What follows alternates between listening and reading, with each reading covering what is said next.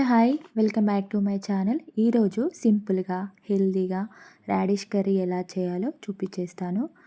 ప్యాన్లో 2 table spoon oil వేసుకొని దీనిలోకి హాఫ్ టీ స్పూన్ జీలకర్ర, ఆవాలు, ఒక చిన్న ఉల్లిపాయ, ఒక 4 పచ్చిమిర్చి వేసుకొని వేయించాలి.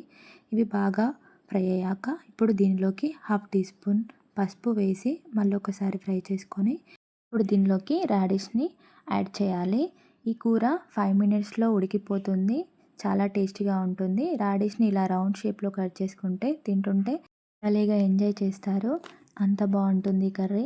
రాడిష్ని యాడ్ చేసుకున్న తర్వాత కొంచెం సేపు ఫ్రై చేసి 10 మినిట్స్ లో ఫ్లేమ్లోనే ఉడికించాలి. వేడివేడి అన్నంలోనైనా చపాతీతోనైనా చాలా బాగుంటుంది ఈ రెసిపీ. ముల్లంగి అంటే చాలామందికి ఇష్టం ఉండదు కదా, కానీ ఈ స్టైల్లో చేస్తే చాలా బాగా ఇష్టంగా తినేస్తారు.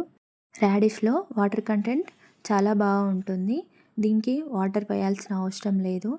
ఇలా ఫ్రై అయిన తర్వాత దీనిలోకి 2 స్పూన్స్ కారం, 1 స్పూన్ ఉప్పు వేసేసుకొని రాడిష్కి పట్టేటట్టుగా మంచిగా ఫ్రై చేసేయండి. మీకు ముల్లంగి ఇష్టం లేకపోయినా ఈ రెసిపీ ట్రై చేస్తే ఇష్టపడతారు. నాది గ్యారంటీ. అంత బాగుంటుంది. చాలా తొందరగా డైజెస్ట్ అయిపోతుంది. మీకు ఈ రెసిపీ నచ్చితే లైక్ చేయండి, షేర్ చేయండి. ఇలాంటి ఈజీ అండ్ ట్రెండింగ్ రెసిపీస్ కోసం ఛానల్ సబ్స్క్రైబ్ చేసుకోండి.